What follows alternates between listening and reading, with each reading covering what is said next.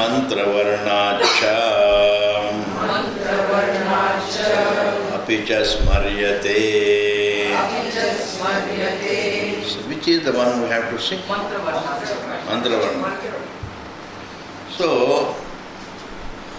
Bhavanasya mahima tato jayagamscha purusha padosya sarva bhutani tripadasya amritam divi iti. It is the mantra. The mantra also says Jiva is a part of Parameshwara. And we say that Jiva is a part of Parameshwara. We are not here to establish part and whole relationship in Ishvara. We mean it is not separate from Ishvara. That is the secret. Sometimes it's a part of us. This person is a part of our family. It means simply it's not other than. A wave is a part of water, means it's not other than water. Jiva is a part of Ishvara, means it's not other than Ishvara. Not just to, it doesn't cause any a school of thought.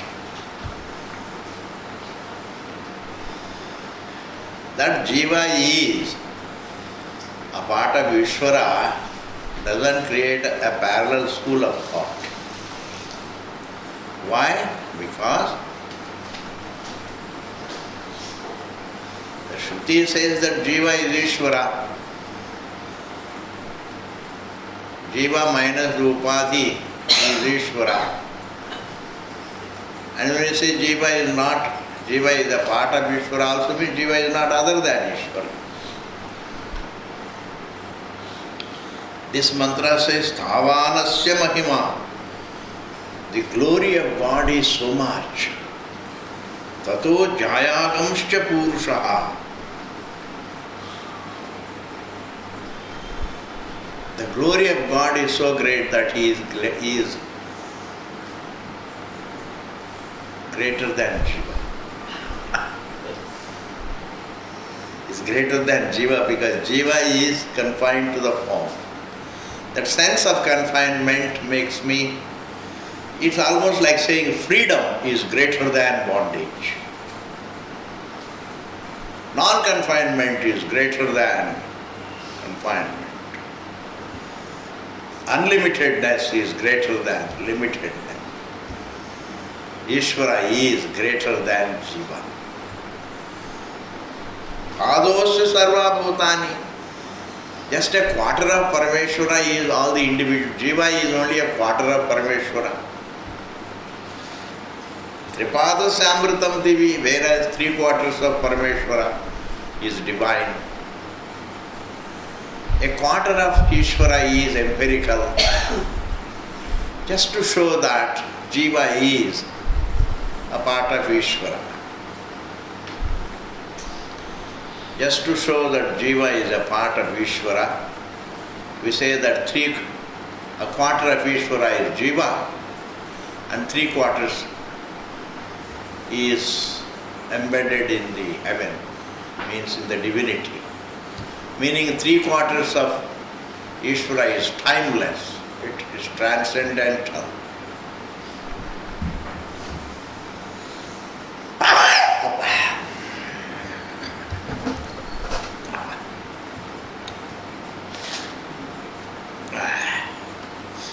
Three-quarters of Ishvara is transcendental and a quarter of Ishvara is Jiva.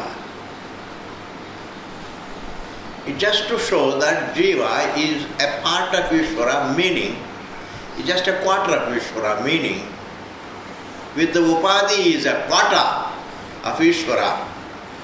Without the Upadhi, he is Ishvara. As a Veka, as an individual, we are a quarter of Ishvara. So to speak, Ji, we are a part of it. And minus the Upadhi, they are the whole Ishvara. Thus, Jiva is, that the Shruti does say that Jiva is a part of Ishvara. But Jiva, the Shruti also says that Jiva is Ishvara, Tatu Tvamasi.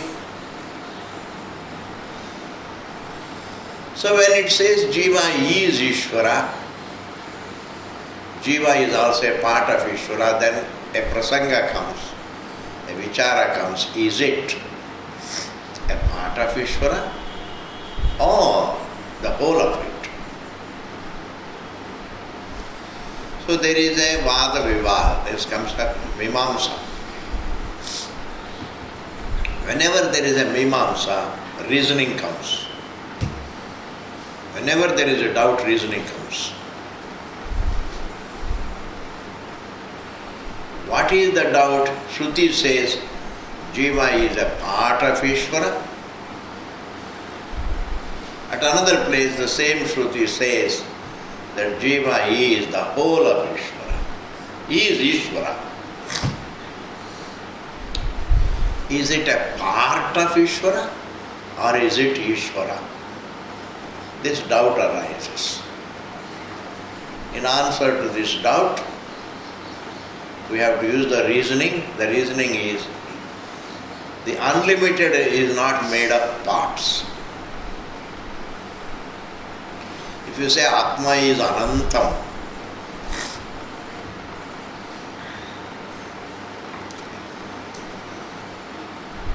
when it comes to a material object, it has a part-to-whole relationship.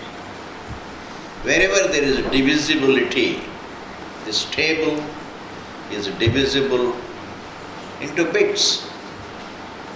So every bit is a part of the table. That's called the part and whole. Amsha, Amshi Bhava. This body has parts. It's made of many bits. The table is made of many bits. A tree is made of many bits.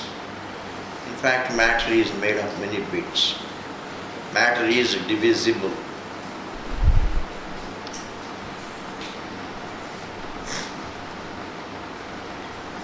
But the unlimited, the conscious being, the seer is not divisible. The observer is not divisible. Because wherever there is division, the observer observes the division. The observer observes the division, and the one who observes the division, how can he be divided?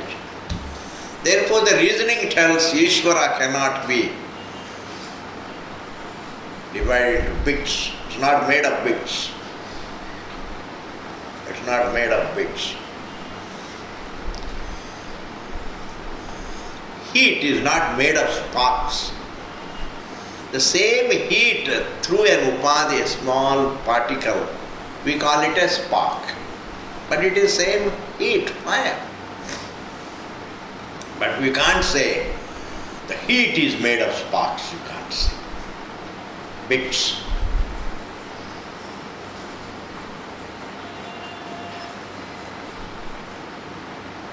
A tree is made of bits. Anything limited in this world, sir, is made of bits. It's amazing. Everything is made of bits. And then ultimately it will go into bits and pieces.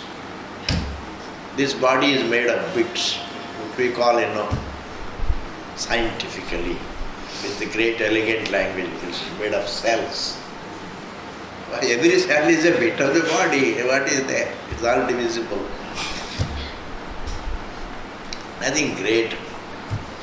Yes, the science that is involved in it, the laws that are involved in it, awe-inspiring. Yes, I understand. But that's nothing compared to the observer, the conscious being, the seer. Matter is great, but nothing compared to the seer of it. Tree is great, but nothing compared to the one who sees it. The universe is great, but nothing compared to the seer of it. So the Siya is not made of bits. Therefore, Jiva is the Siya.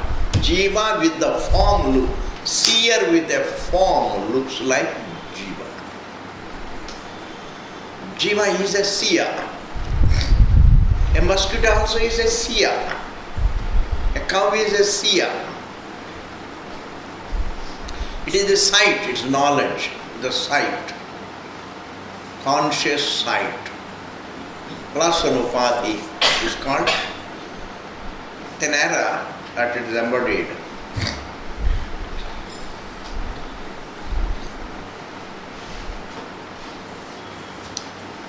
The conscious sight plus upadhi makes it a jiva. But every jiva, whatever be his size, maybe an elephant, maybe a mosquito, but it is a Siya. It is a Siya mistaken for a form. Truth mistaken for a form is called Jiva. But even when he is mistaken for a form, the most beautiful point is he continues to be the Siya. The way the water is mistaken for a wave, but continues to be water.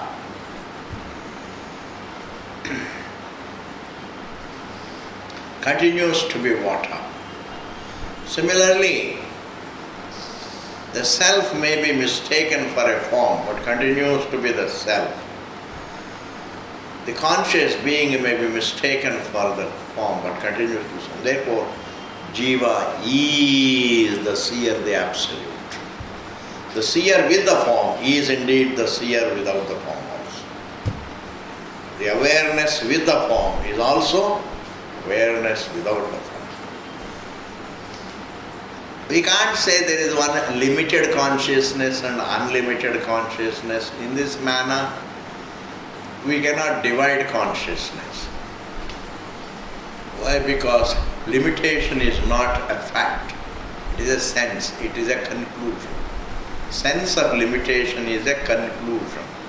There is only a thought of limitation, not a fact of limitation. There is a thought that I am limited, not a fact that I am. How to put it? There is a thought of the limited. The limited is a thought. And there is no limited, there is only a limitation. What is there is only the unlimited. About the unlimited, there is a thought of limitation. There is a thought of limitation. There is a sense of limitation, sense of bondage, sense of empiricality, sense of physicality. But the fact is always the unlimited, the unempirical, the conscious being. And therefore, even when the Shruti said, even when the Shruti says that Mamaivaamsho Jiva Loka, etc., Jiva is a part of Ishvara, it means only it's not separate from Ishvara. That is the Dhvani, that is the insight that the Shruti has, as far as I think.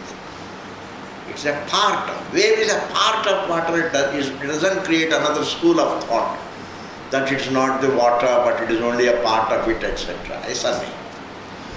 You see, don't create a school of thought out of this one sentence. It's a part of Ishvara. Does not mean it is a part. It is in fact Ishvara. In fact the unlimited. Ishvara is not really another big individual. That is where Jiva gets a doubt. How can I be such a big individual? To be is Ishvara. If I think, that makes me a Jiva. To be makes me Ishvara. And thinking cannot exist without presupposing the being. The Jiva is like a sound. Ishvara is like the silence. They are not parallels. Sound and silence are not parallels. Sound and silence are not parallel. Sound is made of silence. And therefore, even though we say that Jiva is a part of Ishvara, it doesn't create another school of thought that it is only a part of Ishvara, not the whole of it. Wave is a part of water. Wave is a part of water, not the whole of it. Don't create, not the whole of it the moment you say you are creating another school of thought. And that is how so many schools of thought have sprung from the very statements of the Shruti. Human intellect creates its own schools of thoughts. Speculation-born schools of thought are different. But out of the Shruti, Dvaitam is a school of thought. Visishtadvaitam is a school of thought. Shaktas is a school of thought. They are all springing from Shruti Vakyas. Man reads his own schools of thought into the Shruti. It's not easy for man to see. In order to see the Shruti as it is, he has to look at himself as he is. Because the topic of the Shruti is himself. Otherwise, he will be interpreting the Shruti. Next G. Thus, Jiva is not a part of Ishvara. Part means just a bit of Ishvara. Jiva is unlimited. Jiva is not a bit of the unlimited. Jiva is the unlimited. I say, if Jiva is a bit of the unlimited, even now also it is a bit of the world. What is the difference between a bit of being a bit of the world or a bit of the Brahman? Bit, you are a bit anyway. That's not a big unfoldment. Therefore, Jiva is neither a bit of Jiva is not a bit of Ishvara. Jiva is not a bit of the unlimited. Jiva sans the Upadhi is the unlimited. Next to Sutra ji. Apicha smaryate. So in the Bhagavad Gita also says that Jiva is a part of me. Bhagavan Krishna says, Mamaiva amshaha. It's my own part, Jiva Loke. In this Jiva Loka, in this empirical world, Jiva Bhutaha, somebody called Jiva. Jiva means any living being is a Jiva.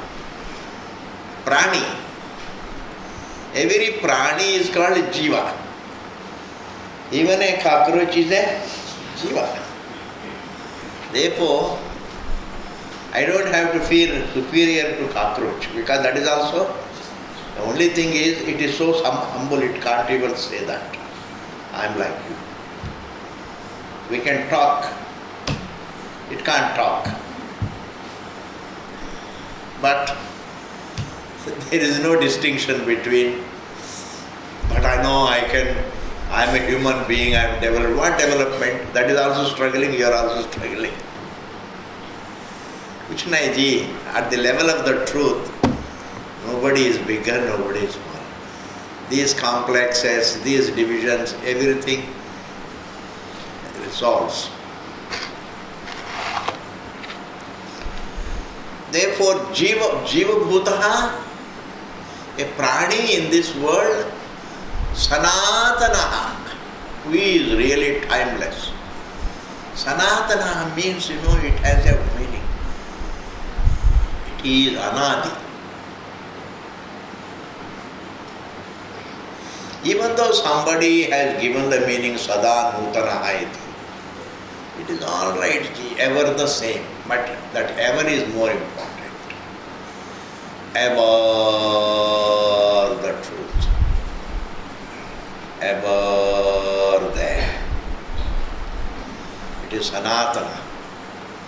The truth is called Sanatana, meaning it's not something that can be traced to time. That is called Sanatana. This culture also cannot be traced to time. That's why it is Sanatana Dharma. What can be traced to time is Sadi. What is Anadi is Sanatana.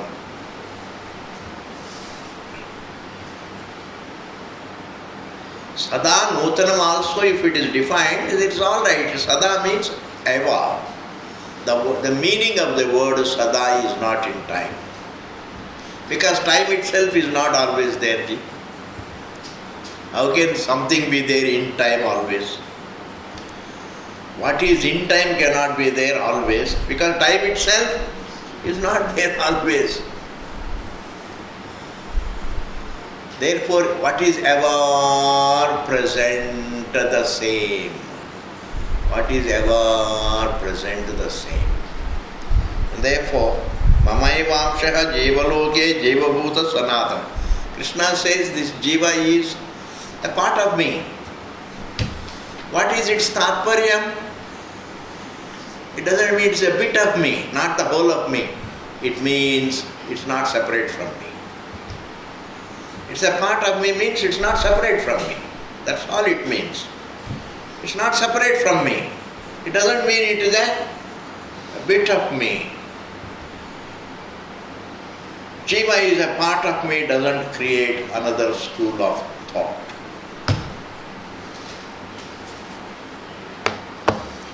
Clear?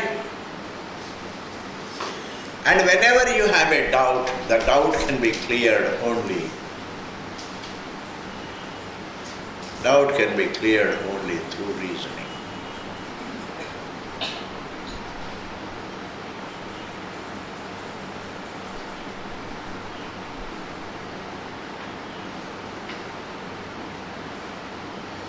And the infinite is not made of bits, parts.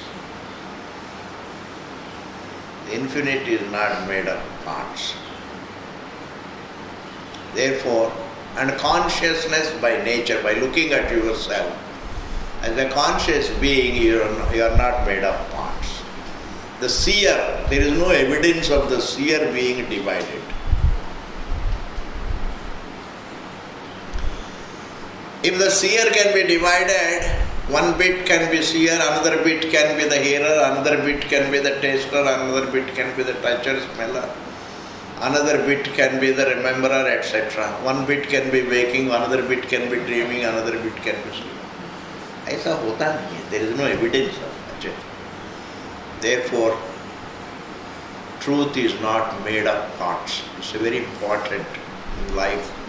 The first thing to discover is we are neither a part of the world, nor are we literally a bit of Ishvara. As the seer, we are an unlimited being. We are unlike matter, unlike the form, and therefore unlike the limited, therefore unlimited. In this manner you can think. Next ji, Prakashadivat Naivam Paraha. Truth is unlike.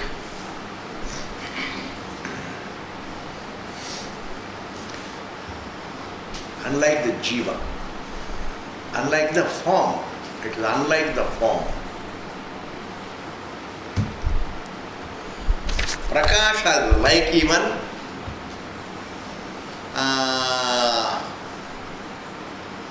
Jiva cannot be a bit of Ishvara. It is like Prakasha, the light, or the Akasha. Because this Prakasha example cannot go very well with the modern students. Bhashyakara gives the example of the space. Pot space is not a bit of the total space. What space is the total space, looking like what space. Similarly, Jivatma is Paramatma looking like Jivatma. Jivatma is Paramatma looking like Jivatma in association, in identification with the form. Thus, literally, Jiva is not a bit of Ishvara. Jiva is not a bit of the unlimited. Why? Because the unlimited can never be made of bits. Therefore, our glory lies in the behind every thought and action. What is felt is I am. That is the being. I am, my presence. Without feeling your presence, one's own presence, one cannot think it. I have to feel my presence, I have to be present to think, be present to act, be present to speak, be present to wake up, be present to dream, be present to even sleep. Sleep is an experience. I have to be present to experience the waking, be present to experience the dream state, be present even to experience the total blackout. Therefore, be present. That being present is the first anubhava, that is the eternal anubhava. Presupposing the eternal is the non-eternal phenomena like thinking, doing, etc. Therefore, being present. And therefore, Jivatvam presupposes Paramatmatvam, Brahmatvam. The idea that I am limited presupposes the anubhava of the existence that I am unlimited. Because unlimitedness is not a size. You cannot think of unlimitedness. You can be unlimited. To be. Like silence cannot be measured. Sound can be measured. Silence cannot be measured. Form can be measured. The seer cannot be measured. And therefore, unlimitedness, don't think of unlimitedness as, ooh. I tell you, if you go on doing like this, ultimately it ends up just to be. Where the thought is not, that is the source of the thought. Where the thinking itself resolves, that is the reality behind thinking. And therefore, unlimitedness is not in the form of objectifiable size. Unlimitedness is to be. Like in the deep sleep state, there is no size, just to be.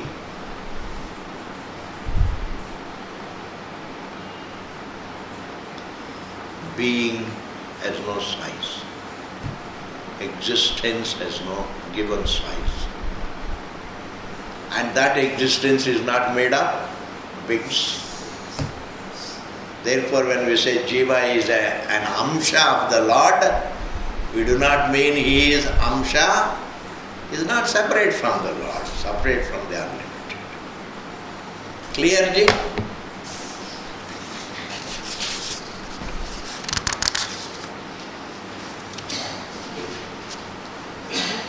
Smaranti cha.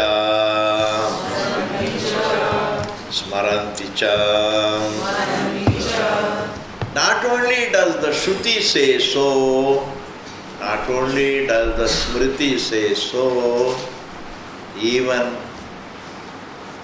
the other Smritis like Veda Vyasa etc. Bhagavad Gita is to Bhagwan ka Smriti hai. It is said by Ishvara. That is Ishvara Vachanam. तो ईश्वर का वचन है. But a lot of books have been written by, a lot of writings have been done by The sages. What is written by a sage is also a smriti. What is written by Vedavyasa, a sage, is also a smriti. Of course, what is said by Bhagavan Parameshwara, by Bhagavan Krishna in a human form, that is also smriti. Even though it was said by a human form, but yet because it was said by Ishvara, we call it as Bhagavad Gita. It is Ishvara Vachan. Bhagavata Gita, Bhagavad Gita. भगवान के द्वारा गाया गया, इसलिए it's called Bhagavad Gita. भगवान के द्वारा भगवता Gita. Vedavyasa also says the same thing. Jiva is Ishvara. Jiva is a part of Ishvara. It doesn't mean it is a bit of Ishvara. It is not other than Ishvara. That is the insight. He says here, Tatraya Paramatmani Sanityo Nirguna Smritaha Alipyate Phalaischapi Padmapatra Mivambhasa Karmatma Tvaparo Yosau Mokshabandhai Sayuchyate Sasapta Dashakenapi Rashina Yujyate Punaha. This is what Bhagavan Vedavyasa says. Tatraya Paramatma Sa Nitya. जो परमात्मा है, that is Nitya. Nirguna, and it is Nirguna. Na lipyate, and it is never tainted by Jiva's fruits. By Jiva Sukham, by Jiva Dukkham, Paramatma is not tainted. Padma Patra Mivambhasa, like even a lotus leaf. Staying in water is not tainted by water. In the same manner, Jiva Sukha Dukkha cannot affect the nature of the Jiva. The Jiva thinks that I am a Jiva, but he continues to be Paramatma. This is the distinction. It is thought. Jiva is thought. I look upon myself as a form, but I continue to be the Paramatma. My thinking doesn't affect my nature. My thinking doesn't change my nature. The water thinks I am a wave. Thinking doesn't change the nature. Because a fact is not affected by right thinking about it or wrong thinking. One is thinking, the other is being. इसको पकड़ना है. If I call it a snake, it is my thinking. Rope is a fact. It is not born of my thinking. But as a part of creation, as is the snake is an error about the rope, rope along with the entire universe is an error about Paramatma.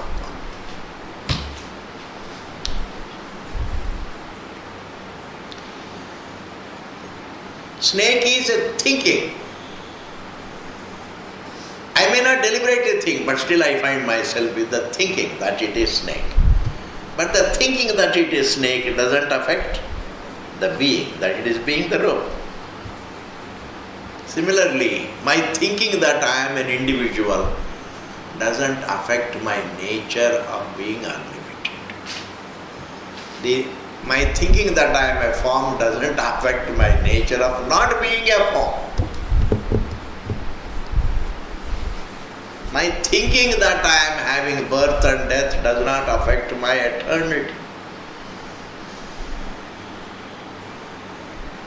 Please understand, it's not that thinking is not affected. Don't say that event doesn't affect my thinking. Aisa kuch nahi. That's not what Shruti means. Whatever is your thinking doesn't affect your nature. Poverty doesn't affect my thinking is wrong.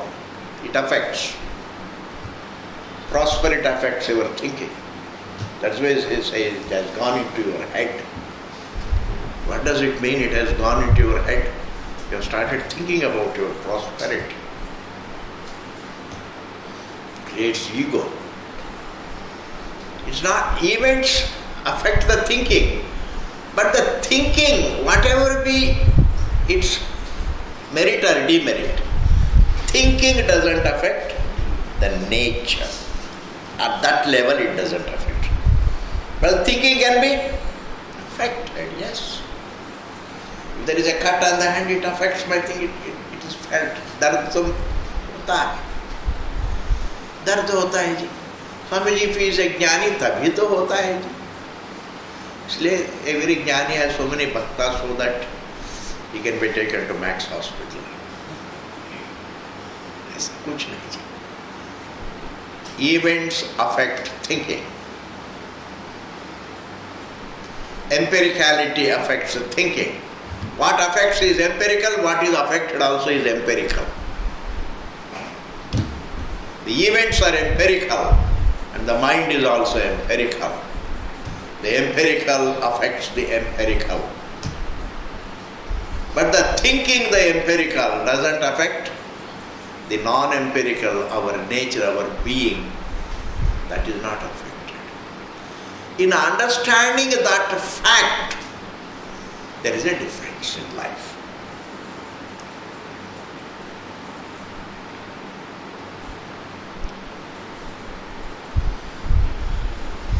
Therefore, what gets, if there is cold, the body is affected. If you are hungry, the body is affected. When the body is affected, the mind is affected. But even when the body is affected, the mind is affected, the being is not affected. At that level you understand what is affected and what is not affected. Body is affected. Mind is affected. Mind is affected means the feelings get affected. But even when the feelings are affected, the conscious being, the nature is not affected. The wave is affected. When there is breeze, the wave is affected. The wave can grow big and small. The form is affected. But even when the form is affected, the water is not affected. Its nature of being water. Its identity as water doesn't change. The size of the form changes, but the change in the size of the form doesn't change its actual identity of being water. Therefore, Padmapatra Mivambasa Vedavyasa Karmana tu aparo yosau Moksha bandai Karmatma Karma tu aparaha. Aparaha means jiva. Paraha means Paramatma. Aparaha means jiva. When I look at myself in my thinking, that I am a form is my thinking. That I am a karta is in my thinking. It may not be my deliberate thinking. I find myself with that thinking. I am bound is my thinking. I find myself with that thinking. Karmatma tu aparaha yosau moksha bandhai. Jiva he thinks bound and therefore he thinks for moksha. In order to think for moksha, I have to think that I am bound. Therefore, bandha, moksha, they are all within the realm of thinking. Whereas Atma is nitya mukta.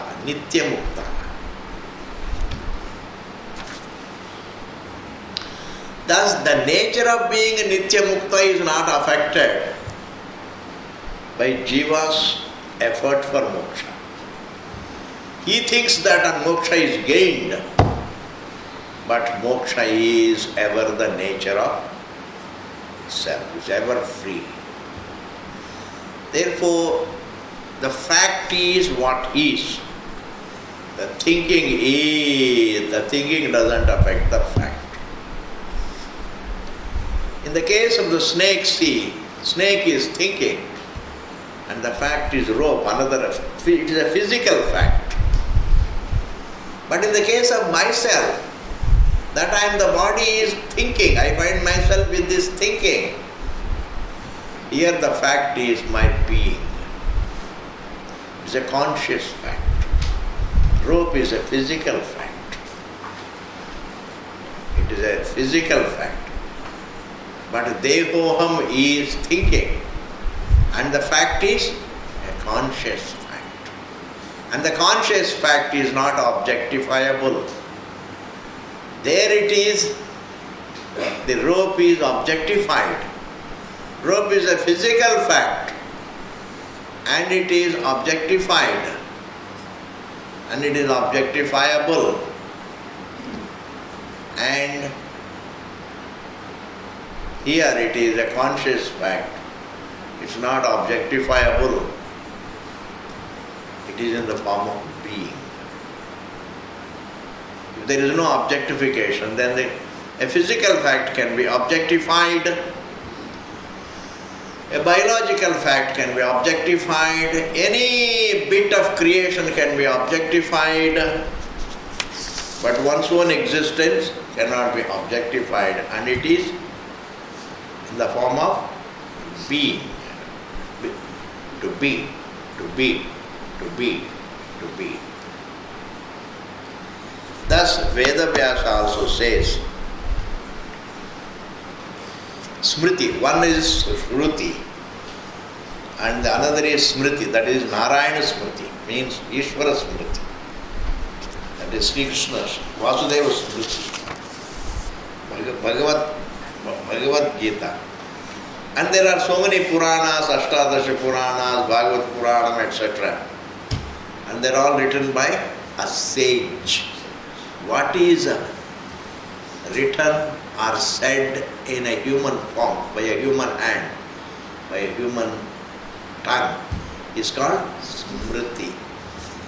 What is thought and written? What is Smriti means, what is remembered and written. What is thought? You always remember what is said in the Shruti. Accordingly you say, without contradicting Shruti. Shruti means what is heard. Smriti means what is remembered. Meaning it is nothing but the Shruti remembered. Shruti remembered is called Smriti. And Shruti as a Shruti is heard. It is heard, it's Anatanam, nobody knows. It means really, it is not, if you try to trace Shruti in time, like you can't trace illiteracy to any year, time. Certain things cannot be traced to time. If you try to, supposing, when did Bhagavan Krishna come? That as an event, you can trace it perhaps to time. But you can't really trace Bhagavan's existence to time. An event can be traced to time. A phenomenon can be traced to time.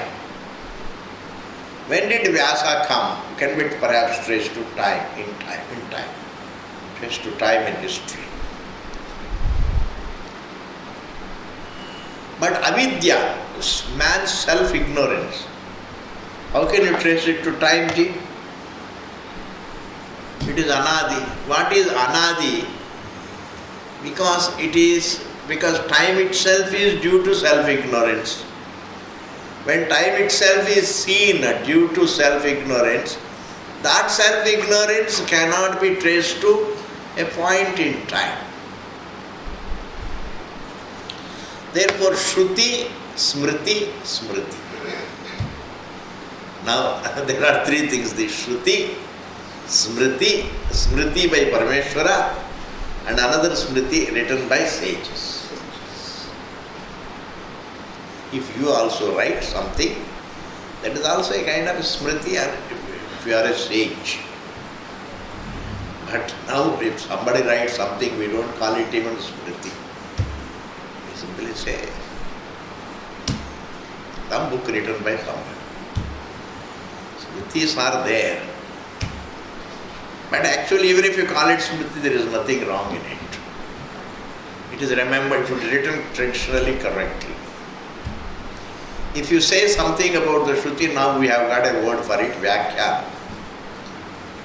There is a Shruti, there is a Smriti, there is a Smriti, then there is Bhashyam, then there is Vyakhyanam, then there is a Tika, then there is a Tippani. Like this we have got so many. So if you write a book, it is a Vyakhya. You can say it's commentary. And if the commentary is true to the Shruti, it's perfect. There is nothing wrong in that. I think it can enlighten a person. A written word also can enlighten a person if he is brilliant to see what is written, whether it is in conformity with the Anubhava. Yes. Okay, Ji, this is over. Anujñā parihārau deha sambandhāt jyotirādivat Anujñā parihārau.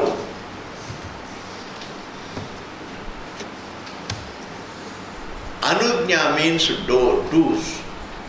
Please do this. Accepted do's are called anujñā. Parihara means the don'ts. The do's and the don'ts, deha sambandhāt. We can follow the do's and don'ts as an individual, as jiva. Paramatma doesn't have, existence doesn't have do's and don'ts. To be is eternal. Being has no do's and don'ts. Just as jivatvam is in thinking, and when I am living in my thinking, then I have do's and don'ts. I am ignorant of my being. I am living in my thinking. That anadi thinking deho. Every jiva is living in thinking. I am deha. That is the universal thinking. When a person is living in his thinking, in the self-era, there are do's and don'ts. Therefore it is said, Anujñā parihārau, the do's and don'ts, deha sambandhāt, are there only due to deha sambandha, due to association with deha. When I think that I am deha, I have do's and don'ts. Jyotirādivat. Like Jyoti,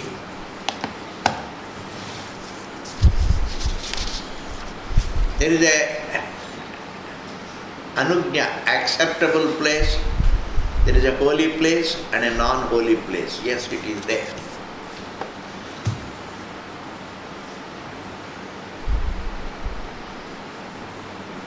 If it is a temple place, it's called holy place. If it is some other place, it's not so holy. Just as in this, even though it is the same Jyoti, the light in here, it is said, Yatha Jyotishaha Ekatvepi. Even though the light is the same, or the fire is the same, but the fire in the cremation ground is not looked upon as holy. Kravya. Kravyat parihriyate. The fire that is in the cremation ground, it is the same fire, but yet it is different. it's not considered, it is parihara. Parihara means don't use it. The other fire, you can use it, but not the fire in the cremation ground. Even though it is Paramatma, Jivatma is Paramatma, but due to association with the Deha, has do's and don'ts. Whereas the same Paramatma minus the association with Deha, Paramatma as the being has no do's and don'ts. Paramatma through association has do's and don'ts. And therefore, Jivatma and Paramatma don't have the part and whole relationship. Jivatma, Paramatma thought of wrongly is Jivatma. Paramatma thought of, it is a pratyaya, it is only thinking. Don't think thinking is fragile.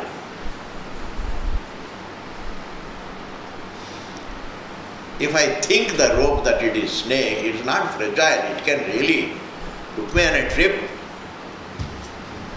A notion with a sense of reality can put me on a trip, can cause a lot of problems for me. Therefore,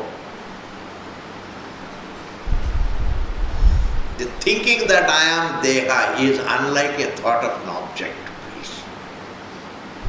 I can divert my attention from an object to another object, but I can't divert my attention from the thought that I am Deha to something else.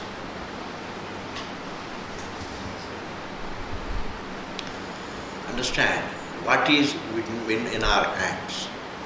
I can switch my attention from one object to another object, all right. But I can't switch my attention from the sense of reality about the object to the sense that it is not real. The sense of reality is something, is like the sense of embodiment. I can't do anything about it. I can only correct through the knowledge of the truth. It takes the knowledge of the truth to correct the sense of equation with the form and the sense of reality about the object. Therefore, I am not switching from the sense of reality to the sense of falsity. That's not by choice. I can switch my attention from one object to another object, all right. But I can't switch my attention deliberately from the sense of reality to the sense of falsity. It is the knowledge about the truth that can correct the sense of reality. It is the knowledge about the truth that can correct the sense of embodiment also. And therefore, a deliberate thinking is different from anadi thinking. I think I have conveyed it. The deliberate thinking is different from anadi thinking. The thinking that I find myself with is the self-error. And the thinking that I start in time, that's nothing great, Ji. Even attachments I start in time, nothing great about them. I can unwind all the attachments. I start my thinking that this is my wife, etc. It can be unwound. All relationships that are struck in time can be struck off in time. All the relationships that are initiated in time can be ended in time. That's called deliberate thinking. Deliberate thinking or thinking by events in the form of made by choice, etc. Sadi thinking, let me call it Sadi thinking. Sadi thinking. Even the thinking that these are my parents is a Sadi thinking. It's my thinking. They are my parents. It's not a fact like the truth. It's my thinking. That's why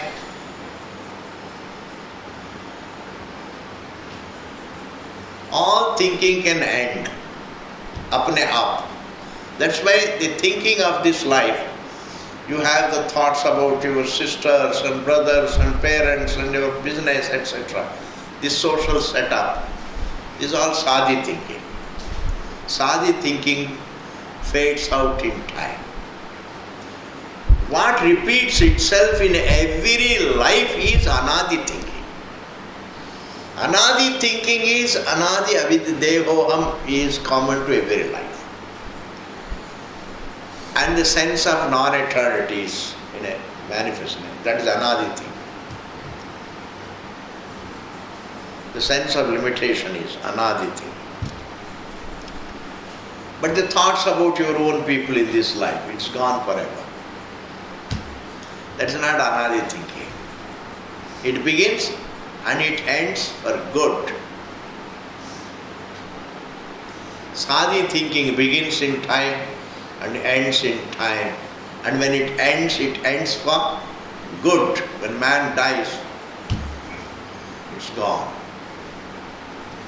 It's like when a wave is born, that particular form, when it dies for good. Another form may come. But the sense that I am a form is anadi thinking. The waters thinking that I am a form, the waters thinking that I am a form is anadi thinking. That cannot go without knowledge. Okay, sir. We will continue it in the next class. Now we are going to come back on 16th of October. Okay? Until then, have a nice vacation. Go for long walks. Drink a lot of water. Take less salt. Take no chilies. Don't eat out. Only cook moong dal. And live reflectively. Because life is short, don't waste time. Purnamadaha Purnamidam Purnat Purnamudachyate Purnasya Purnamadaya Purnameva Vasishyate. Om Shanti Shanti Shanti.